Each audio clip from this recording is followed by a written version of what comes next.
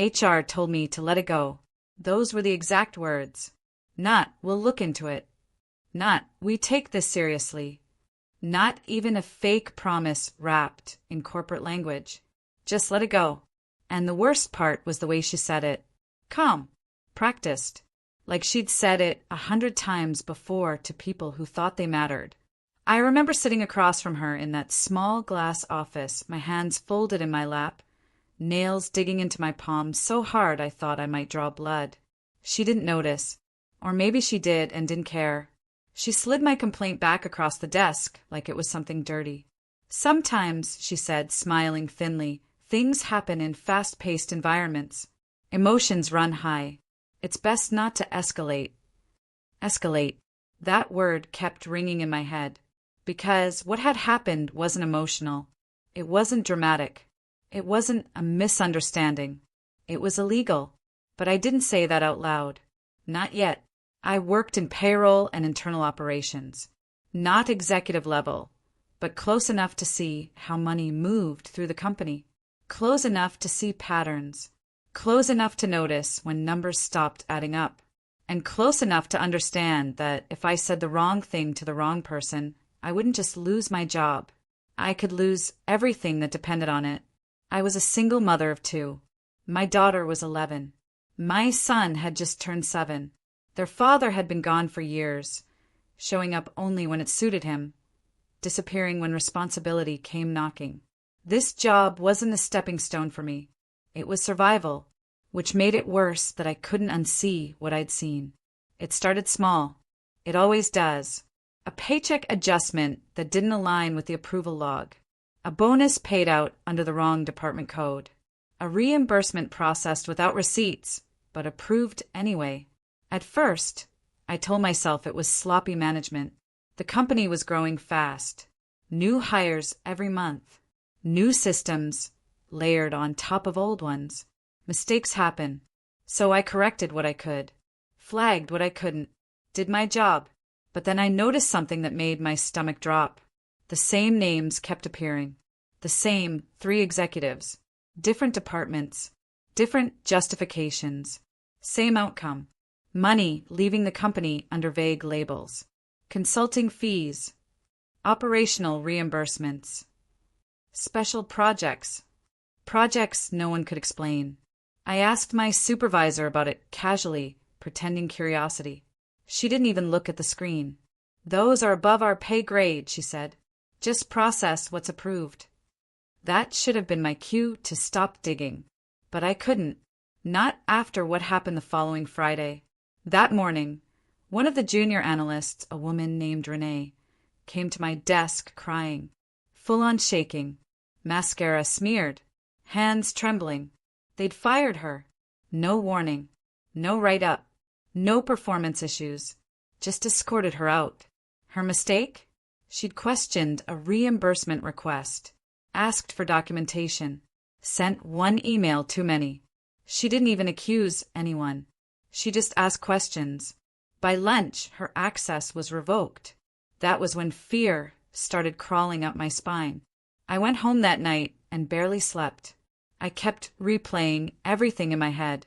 Every approval I'd processed. Every adjustment I'd made quietly to fix discrepancies. Had I already crossed a line? The following week, I started documenting everything. Screenshots, approval chains, timestamps. I saved copies to a personal drive I kept hidden in my car, inside the lining of an old diaper bag. I didn't trust cloud storage. I didn't trust company systems. And most of all, I didn't trust the people smiling at me in meetings like everything was normal. That's when the family part of this story comes in. Because the office wasn't just an office. It was a pressure cooker filled with people who brought their personal lives to work and let them bleed into decisions. One of the executives involved was married to the HR director's cousin. Another had hired his brother-in-law into procurement. Another had his wife running an external consulting firm that just happened to receive monthly payments from us. Everyone knew. No one said it out loud. And anyone who tried didn't last long. 2 weeks before HR told me to let it go, my daughter had asked me why I looked so tired all the time. "You're always staring at your phone," she said one night at dinner. "Are you in trouble?" That question hurt more than any threat ever could. I told her I was just busy, that work was stressful, that things would calm down soon. I was lying, because the more I learned, the more I realized this wasn't just internal misconduct. This was coordinated, deliberate, protected, and HR wasn't there to stop it. HR was there to contain it. The day I went to HR wasn't planned. It wasn't brave. It wasn't strategic. It was a breaking point. One of the executives approved a payout that exceeded budget by 6 figures. No documentation. No contract. No justification. When I flagged it in the system, it was overridden within minutes. Not hours. Minutes. I received an email shortly after. "Please refrain from flagging executive-level approvals in the future." No greeting. No signature. Just that. My hands were shaking as I forwarded it to my personal email. That's when I stood up, walked down the hall, and knocked on HR's door. I didn't go in there accusing anyone. I didn't threaten. I didn't demand action. I laid everything out calmly. I explained what I'd seen. I showed patterns. I pointed out conflicts of interest. I emphasized that I was concerned about compliance and liability. I even said I didn't want names mentioned. Just safeguards, oversight, audits. That's when she leaned back in her chair and said it. "Let it go." She told me I was reading too much into things, that executives have discretion, that internal processes can look messy from the outside. I reminded her I wasn't on the outside. She smiled again. "Focus on your role," she said, "and trust leadership." Trust. I walked out of that office knowing I'd crossed an invisible line. For the next 2 weeks, everything changed. People stopped talking when I entered rooms. My supervisor started CCing executives on minor emails. Tasks I'd handled for years were suddenly reassigned. I was excluded from meetings without explanation. And then came the audit notification. It was subtle, buried in an internal memo. External compliance review scheduled. No reason given. No departments listed. But I knew. The same day that memo went out, HR sent a company-wide email reminding everyone about data retention policies and proper conduct during audits. That was when panic started spreading. I could feel it in the office air. Whispers. Closed doors. Tense smiles. One executive snapped at an assistant so loudly people turned around in their chairs. Another suddenly took medical leave. And then, 2 days later, Renee called me. From a number I didn't recognize. She told me she'd been contacted by a federal investigator. She asked if I'd experienced anything similar.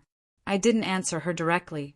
I didn't need to, because by then I realized something terrifying. This wasn't just about money. This was about people who'd been using the company like a personal bank for years.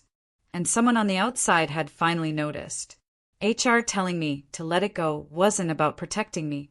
It was about buying time. And time was running out. By the second week after HR told me to let it go, the office didn't feel like a workplace anymore. It felt like a house where everyone knew the police were coming, but no one knew exactly when. People smiled too hard, laughed too loud.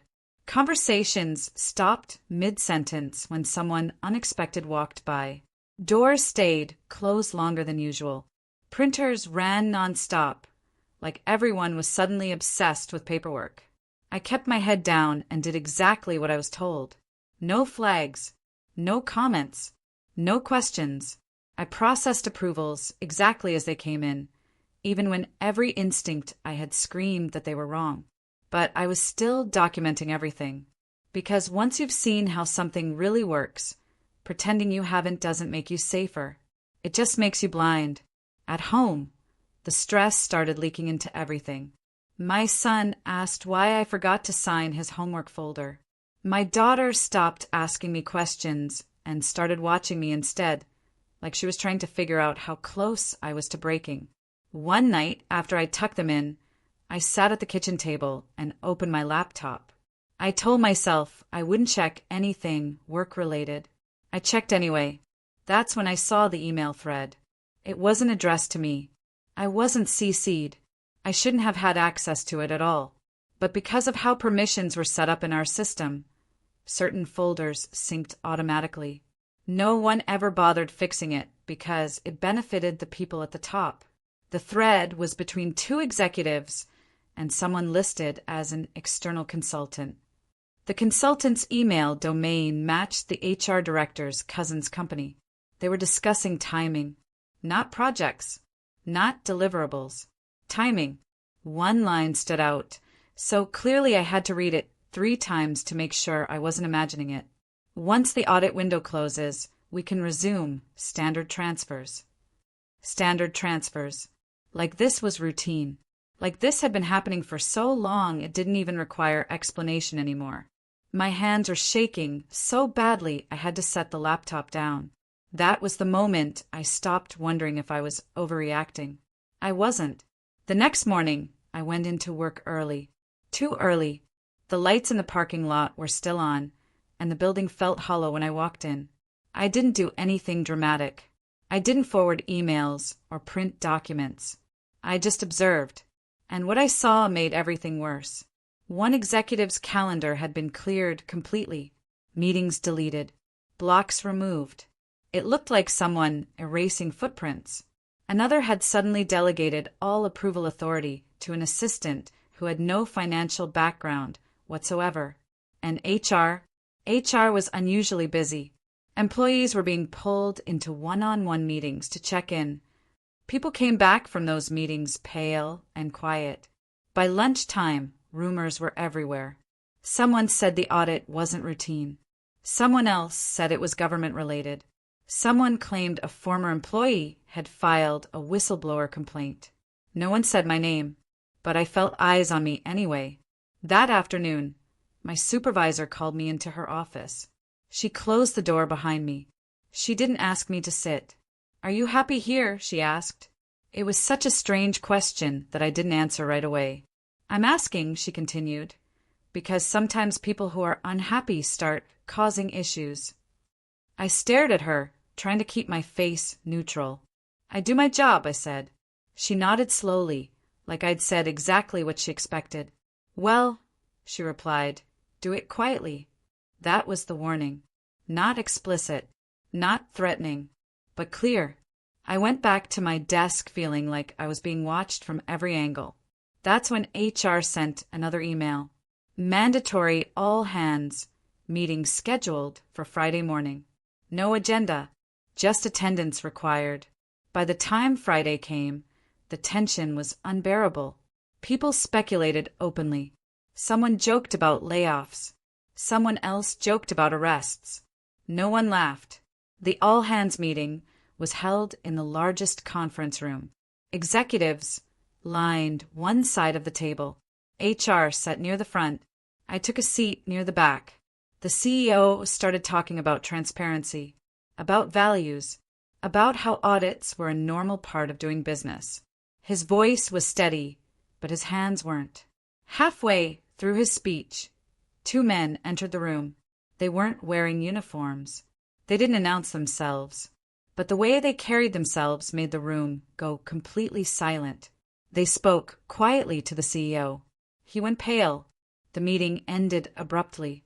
We were told to return to our desks. No explanation. Within an hour, emails started flying. Certain systems went offline. Access was restricted. Approval privileges were frozen. People panicked. And then HR sent one final message that made my heart drop. All employees are to remain available on-site until further notice. That's when the phones started ringing. Not internal lines. Personal phones. I watched as one executive answered a call, stood up too quickly, and walked out of the office without saying a word. He never came back. Another was escorted out by security. And then another. By mid-afternoon, it was chaos. People were crying. Some were angry. Some were furious at HR. Some were trying to delete files and failing because access had already been locked. I stayed at my desk. Still. Quiet. watching everything I'd been told to let go finally come crashing down. Late that afternoon, HR called me into the same glass office where I'd been dismissed 2 weeks earlier. She didn't smile this time. She looked exhausted. "We need to ask you some questions," she said.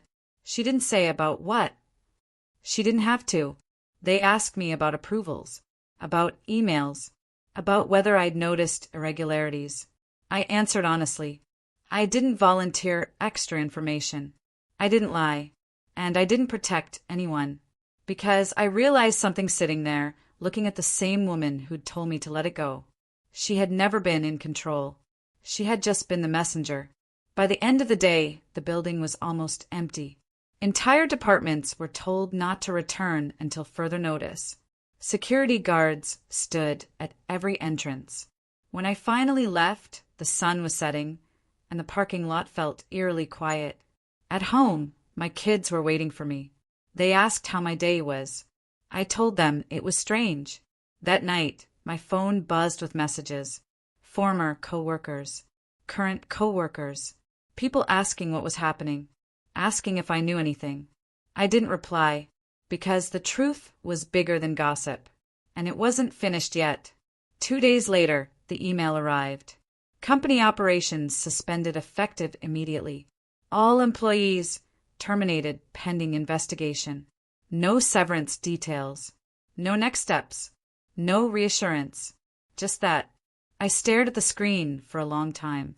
HR had told me to let it go. 2 weeks later, the entire office was gone. But the fallout was just beginning. The morning after the termination email went out, I woke up before my alarm and lay there staring at the ceiling, listening to my kids breathe in their rooms.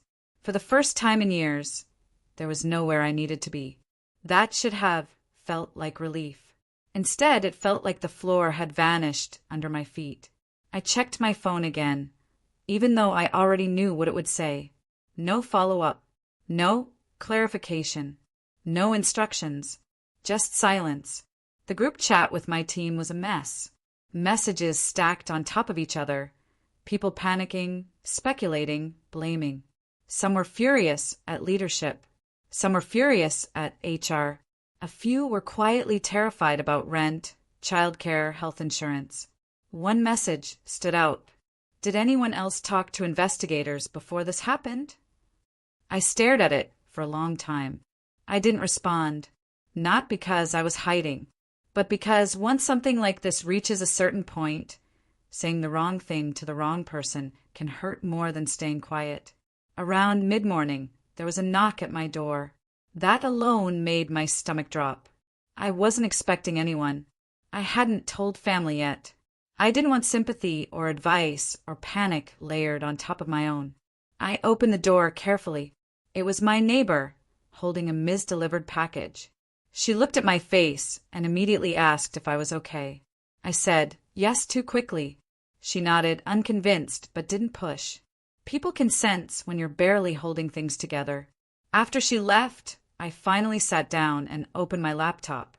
My work email was already deactivated, but my personal email wasn't. There were 3 new messages. One from Renee, one from a former manager I hadn't spoken to in months, and one from an unfamiliar address. I opened Renee's first. She said investigators had interviewed her again. She said they were asking detailed questions about approval chains, access levels, and retaliation. She said my name had come up, not in a bad way, in a factual way. I felt a slow, heavy weight settle in my chest. This was real now. The second email was short. I'm so sorry. I should have listened to you. No explanation. No signature. I knew exactly who it was from. The third email made my hands shake. It was from a legal firm, representing the company's interim oversight committee. They wanted to schedule a call. I closed the laptop. I needed a minute to breathe. This was the part no one tells you about. The part after the explosion. When everything is quiet, but you know pieces are still falling. You just can't see where they'll land yet. Later that afternoon, my phone rang. A blocked number. I let it go to voicemail. They left a message. They introduced themselves as a federal investigator and asked me to return the call. I sat there for a long time before I did. When I finally picked up, my voice sounded steadier than I felt. The call lasted almost 2 hours. They asked about my role, my access, my responsibilities. They asked when I first noticed discrepancies, who I reported them to, how HR responded. I told them everything. Not dramatically, not emotionally, just clearly. They already knew a lot, more than I expected. They weren't fishing. They were confirming. At one point, the investigator paused and said, "You did the right thing." I didn't know how to respond to that, because doing the right thing hadn't protected me. It hadn't saved my job. It hadn't made my life easier. But I still appreciated hearing it. After the call ended, I realized something else. The office hadn't been fired because of one audit. It had been shut down because the rot was everywhere. This wasn't a few bad actors. It was a system. Over the next few days, pieces started coming together. News articles appeared, carefully worded at first. Internal investigation. Leadership shakeup. Financial irregularities. Former coworkers called me crying, angry, lost. One woman screamed into the phone that she'd trusted HR with harassment complaints that were never documented. Another admitted she'd been pressured to alter records and was terrified of being charged. People wanted reassurance. I couldn't give it, because I didn't have it myself. My kids noticed the shift immediately. They heard the phone calls, saw the emails popping up, felt the tension. My daughter asked me if we were going to be okay. I told her yes. I meant it, even though I didn't know how yet. One evening, as I was making dinner, my phone buzzed again. This time it was HR, not the director, someone lower level. She sounded shaken. She said they were being questioned too, that they'd been told to cooperate fully, that internal communications were being reviewed. Then she said something that stuck with me. They told us to discourage complaints. That was it. No justification. No explanation. Just that. HR hadn't failed by accident. They'd been instructed. And suddenly all those let-it-go conversations made sense. A week later, subpoenas started going out. Former executives were named. Spouses, relatives, shell companies. Everything I'd suspected but couldn't prove was now public. One of the executives tried to spin it online, posting about being wrongly accused and targeted. The comments destroyed him. People were done protecting him. Another quietly disappeared from social media altogether. The HR director resigned. Not fired. Resigned. That detail made me angrier than anything else. But anger takes energy, and I was running low. Then came the part one didn't expect. The guilt. I started replaying conversations in my head. Moments when I could have spoken up sooner. Times I'd corrected things quietly instead of escalating. People had lost jobs, health insurance, stability. I wondered if my silence had helped build the mess that eventually buried all of us. One night I couldn't sleep. I sat on the couch scrolling through old emails, old messages, trying to make sense of where it all went wrong. That's when I found something I hadn't noticed before. An internal message from years earlier. A warning. Someone had tried to raise concerns back then. Not loudly. Not publicly. They'd been dismissed. Then reassigned. Then gone. I wasn't the first.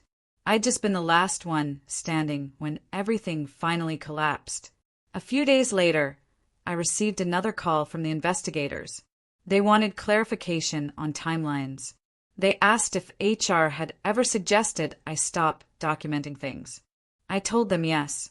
That silence on the other end of the line lasted longer than usual.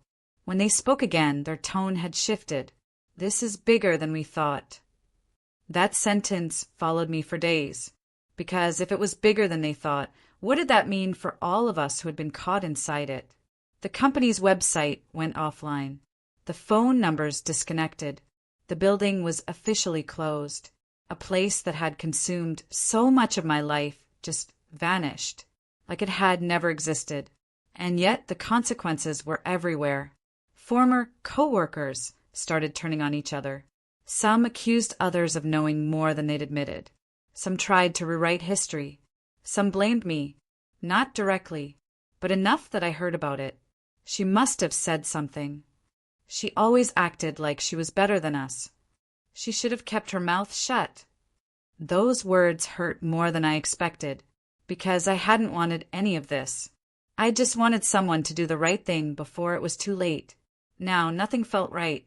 And the worst part, it still wasn't over. Because when systems collapse, they don't just take down leaders. They drag everyone through the aftermath. And the next phase was about to begin. The first official letter arrived in the mail on a Tuesday. Not an email, not a call. A thick envelope with my name typed neatly across the front.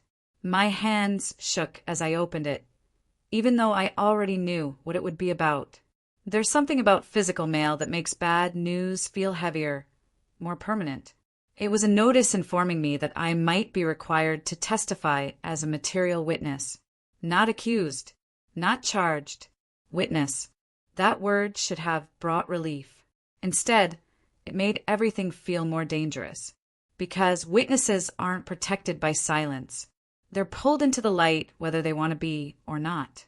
I folded the letter carefully and placed it back in the envelope like that might somehow contain what it meant. I didn't tell my kids. They didn't need another reason to worry. But my body knew. I started sleeping lightly, waking up at every sound, jumping when my phone rang, checking over my shoulder in grocery store, parking lots, like someone might be following me. I hated that version of myself. I wasn't scared of retaliation exactly.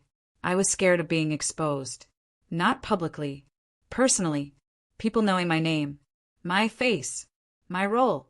I'd spent years blending in at work, keeping my head down, being reliable but forgettable. Now I was a variable in an investigation. Former coworkers started reaching out again. Some wanted to clear the air. Some wanted reassurance that I hadn't mentioned them. Some wanted to explain themselves unprompted, which only made me more uncomfortable. One woman called me crying, saying she'd only done what she was told, that she had kids too, that she'd never meant for things to go this far. I listened.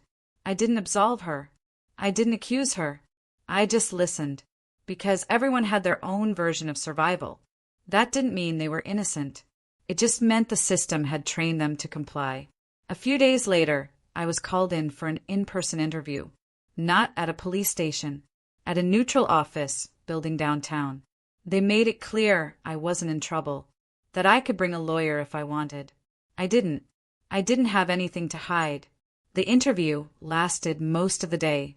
They walked me through timelines, documents, approvals, decisions. They asked about culture, about pressure, about HR's role. At one point, one of them asked, "Why didn't you escalate sooner?" That question landed hard. I answered honestly, because I was afraid of losing my job, afraid of retaliation, afraid of being labeled difficult, afraid of not being able to provide for my kids. They nodded like they'd heard that answer many times before. That scared me more than anything. After the interview, I sat in my car and cried. Not quietly, not neatly. I cried like everything I'd been holding in finally gave way. Because being right doesn't feel good when the cost is this high. The news coverage intensified after that. Names were released, charges filed, headlines shifted from vague language to explicit accusations. Fraud, embezzlement, conspiracy. The company wasn't coming back. Neither were most of the careers tied to it. Former executives were photographed entering courthouses. Some looked defiant. Some looked broken. One of them tried to blame a rogue employee. That was when my phone exploded. People asking if that was me. I didn't respond. The accusation didn't hold up. There was too much evidence, too many paper trails, but it showed how desperate they were. At home, the financial reality started setting in. Unemployment paperwork, budget adjustments, canceling things I'd promised my kids. My daughter noticed when I took her off a program she loved. She didn't complain.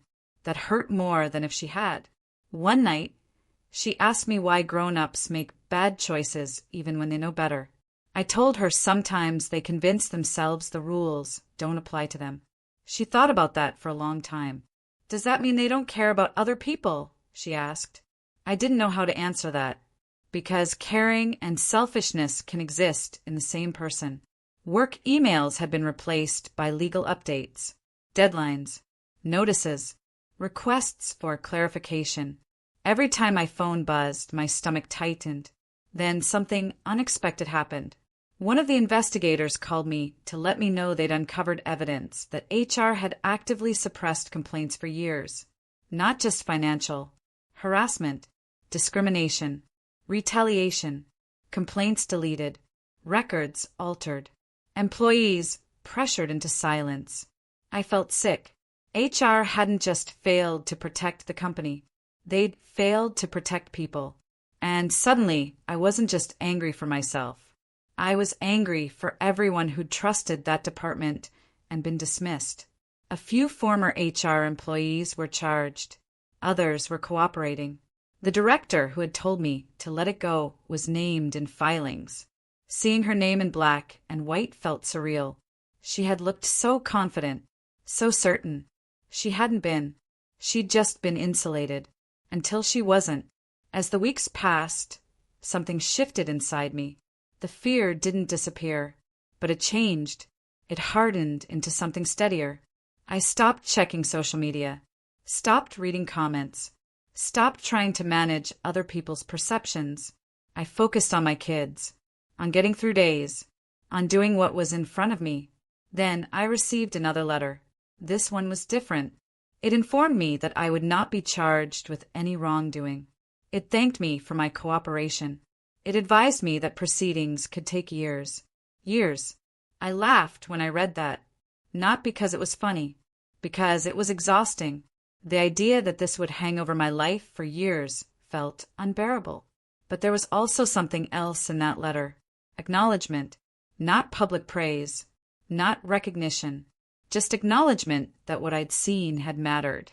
That what I'd said had contributed to something larger. That I hadn't imagined it. That night, after the kids were asleep, I sat alone in the living room and thought about the phrase HR had used. Let it go.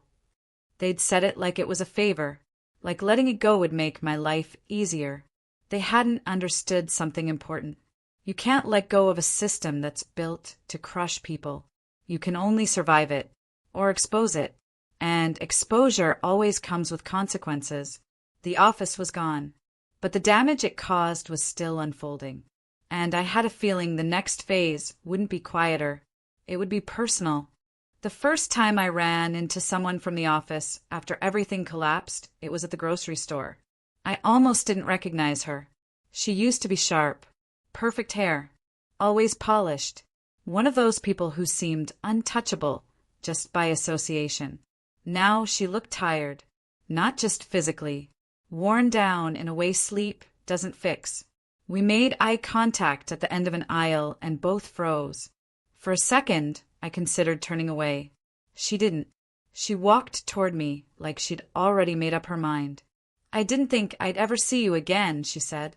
Her voice cracked. We stood there surrounded by canned goods and shoppers who had no idea what had happened behind closed doors. She apologized. Not vaguely. Specifically. She admitted she'd known things weren't right. That she'd ignored it. That she'd laughed along when executives joked about creative accounting. She said she'd convinced herself it wasn't her responsibility. Now she was unemployed. Her reputation was damaged. Recruiters weren't calling back. I keep thinking if I'd spoken up when you did, she trailed off. I didn't comfort her. I didn't shame her.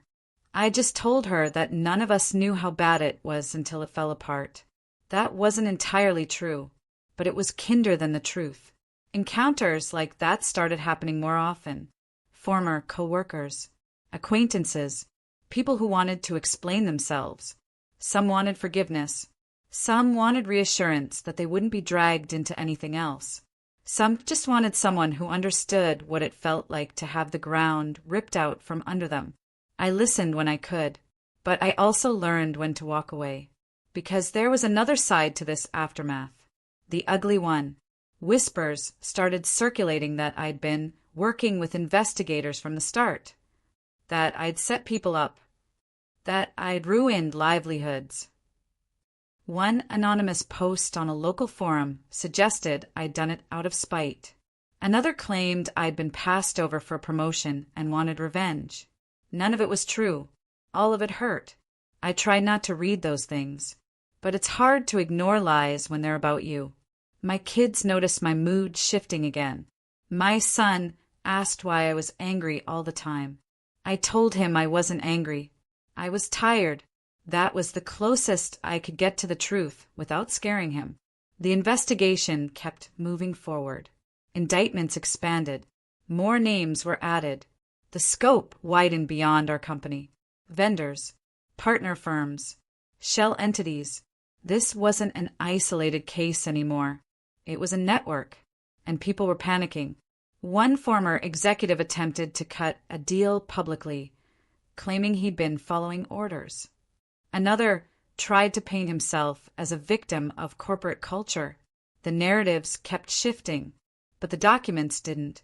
Every approval, every transfer, every override told the same story, and HR was woven through all of it. I was contacted again to clarify one detail, a specific conversation, the one where I'd been told to let it go. They wanted exact wording. I gave it to them. It was included verbatim in filings. Seeing it quoted in legal documents made my stomach turn. So casual, so dismissive, so damning. People started connecting dots. The phrase became symbolic. Articles referenced it. Commentators pointed to it as an example of how organizations silence internal warnings. I hadn't intended that, but it happened anyway. That phrase followed me. In messages, in jokes, in cruel remarks from people who wanted someone to blame. Should have let it go, huh? I stopped responding, because defending yourself against something this big only feeds it. At home, things were quieter. Too quiet. No emails. No meetings. No constant urgency. Just waiting. And waiting messes with your head. I started questioning myself again. Could I have done something differently? Should I have gone external sooner? Should I have protected myself more aggressively? But those questions don't change outcomes. They just replay pain. One afternoon, my daughter came home from school upset. A classmate had told her that her mom got a bunch of people fired. My chest tightened. I sat her down and told her the truth in the simplest terms I could manage. I told her that sometimes telling the truth makes people angry. That sometimes grown-ups blame the messenger because it's easier than blaming themselves. She listened quietly. Then she said something I didn't expect. "Does that mean you did the right thing?" I said yes. She nodded like that was enough. That moment steadied me more than anything else. Then came the lawsuit notices, class actions, individual claims, claims against leadership, claims against HR. People were looking for accountability, for compensation, for someone to say this shouldn't have happened. I was listed as a cooperating witness in several cases. Not a defendant, but not invisible either. That meant more paperwork, more calls, more reminders that this story wasn't mine to control. One evening, as I was sorting through documents, I found a note I'd written to myself months before everything collapsed. A reminder, document, don't discuss. I'd followed that advice, and it had saved me, but it had also isolated me, because being right doesn't come with applause. It comes with distance. Friends pulled back. People were careful around me. Like truth was contagious. I felt lonelier than I had in years. And then something happened that shifted things again. I received a message from someone I didn't recognize. They said they'd worked at a different company. Same industry. Same patterns. Same HR responses. They'd seen the news. They wanted to talk. That's when it hit me. This wasn't just about one office, one HR department, one company. This was about a culture that rewards silence and punishes accountability. And it was everywhere. I didn't know what to do with that realization. I just knew I couldn't unsee it. And that meant the story wasn't finished yet. Not by a long shot. The message from the stranger sat in my inbox for 2 full days before I responded. Not because I didn't want to, because I was afraid of what it would pull me into. I had already given statements, sat through interviews, relived moments I wanted to forget. I was exhausted in a way that sleep didn't fix, but curiosity won. I replied with a short message. Neutral. Careful. They responded almost immediately. They worked in finance operations at a company 2 states over. Different name, different logo, same structure, same kind of executives, same HR language. They told me they'd raised concerns internally and been told they were misinterpreting context. That escalation would damage morale, that they should focus on their scope. The wording made my stomach drop. It was the same playbook, different building, different victims. We spoke on the phone once. Just once. I didn't advise them, didn't encourage anything. I just listened. And when they described how HR had handled their complaint, I realized something that made me feel sick. What happened at my company wasn't rare. It was rehearsed. HR wasn't broken. It was optimized. Optimized to neutralize risk. Optimized to silence internal alarms. Optimized to protect power. After that call, I stopped seeing my experience as a fluke. It was a warning sign, and warnings are usually ignored until it's too late. The legal process moved slowly after that, painfully slowly. Court dates scheduled months out, motions filed, evidence reviewed, delays upon delays. People's lives stayed on hold. Some former co-workers spiraled. Marriages strained. Mental health collapsed. One person I knew checked into a treatment facility. Another filed for bankruptcy. The fallout wasn't evenly distributed. The executives had lawyers, savings, options. Everyone else had bills. And resentment. A lot of it landed on HR. Former employees began sharing stories publicly. Screenshots, emails, meeting notes. Patterns emerged. Complaints redirected. Reports downgraded. Issues reclassified as interpersonal.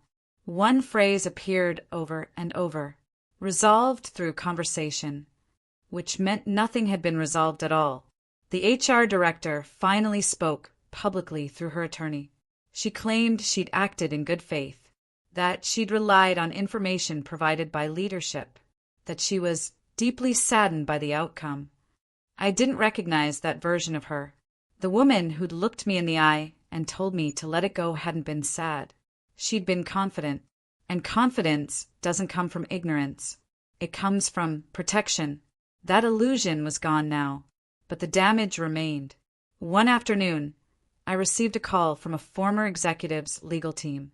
They wanted to clarify my recollection. That was their wording. I declined, not because I was afraid, but because I finally understood something important. I didn't owe anyone comfort. Not anymore. My cooperation was with the truth, not with people trying to soften consequences. The call ended politely, but I could hear frustration underneath. That told me enough. At home, my kids had adjusted to the new normal better than I had. Kids adapt faster than adults. They didn't know the details. They just knew I was home more. That dinners happened on time. That I wasn't constantly distracted by emails. There was guilt in that too. That something good had come out of something so destructive. One night, after the kids were asleep, I sat alone and thought about the office. About how many times I'd ignore my instincts because everyone else seemed fine.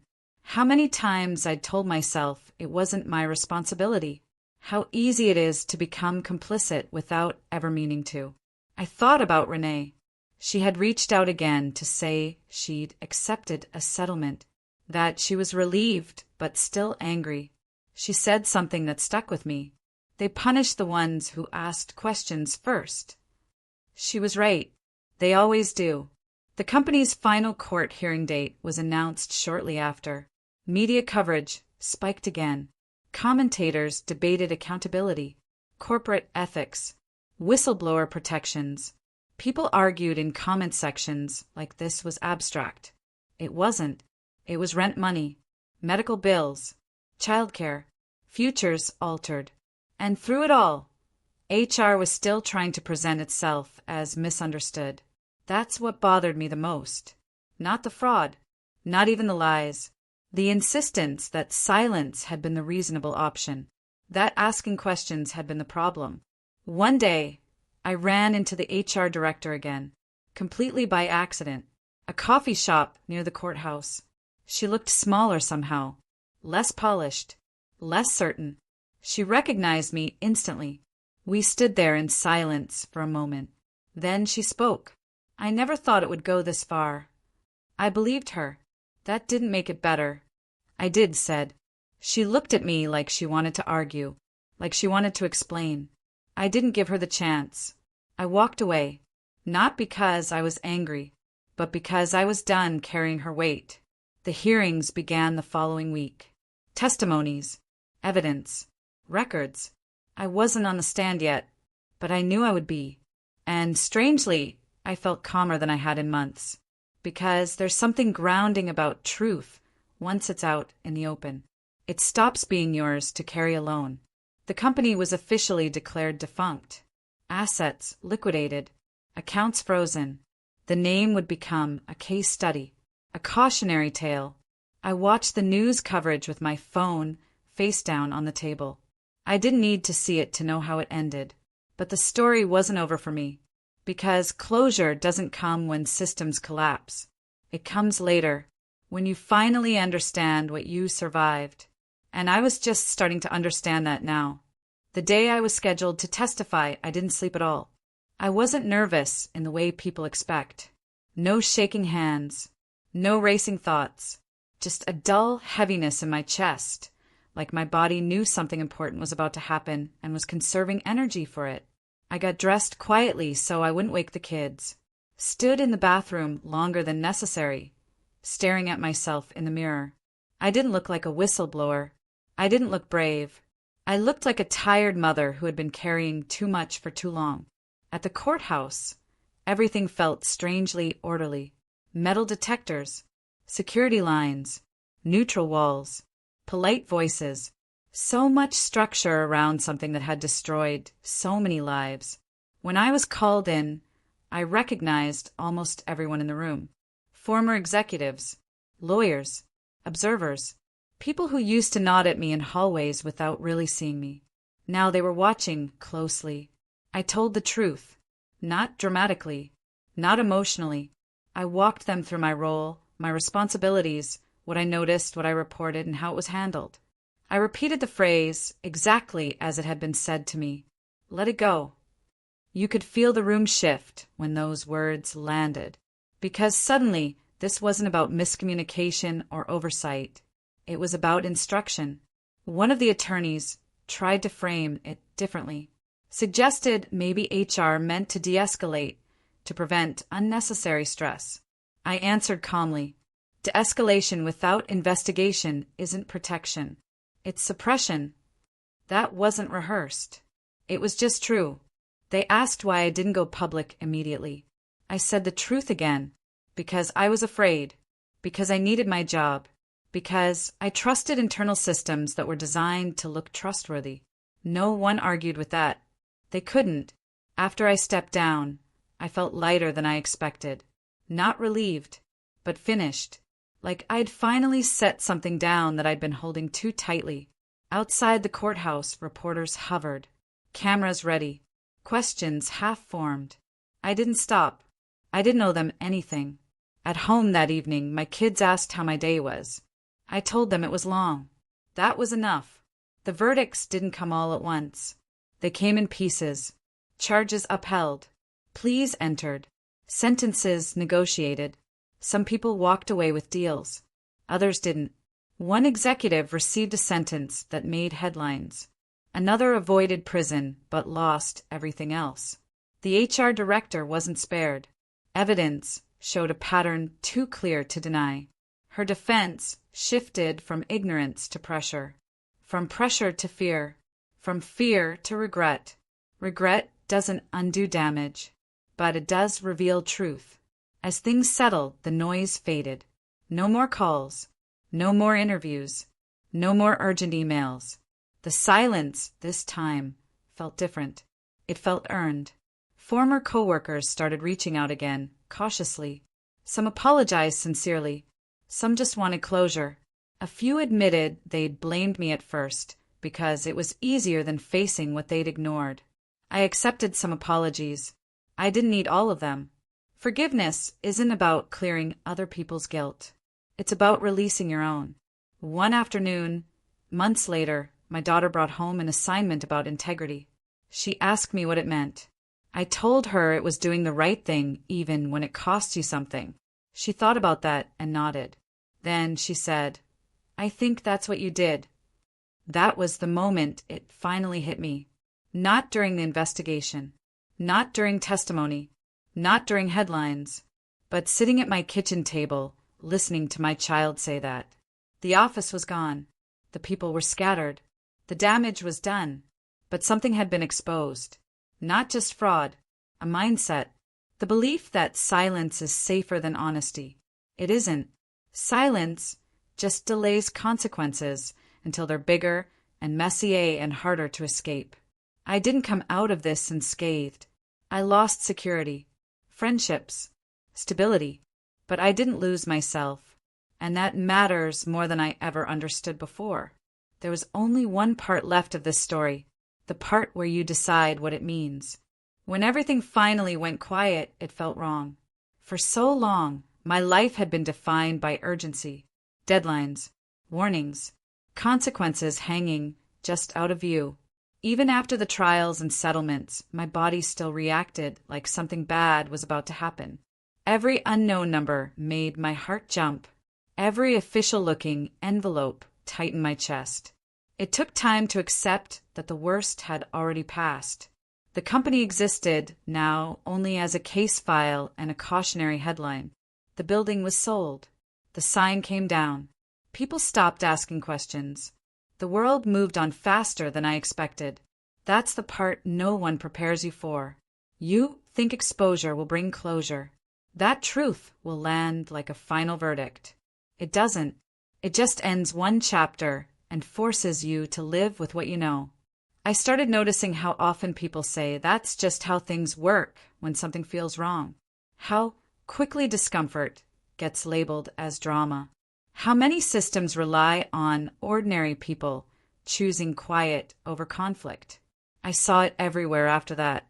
At schools, in hospitals, in neighborhoods, in workplaces, different stakes, same patterns. And I realized something that unsettled me.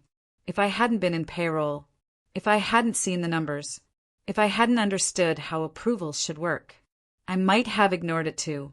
That thought humbled me more than any criticism ever could, because it reminded me that most people don't wake up planning to be complicit.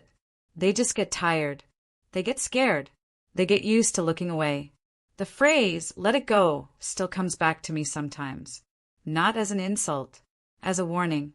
It's the moment where responsibility gets transferred, where truth gets softened into silence, where problems are buried instead of solved. I don't hear it the same way anymore. Now I hear it as a red flag, a signal that something is being protected at the expense of someone else.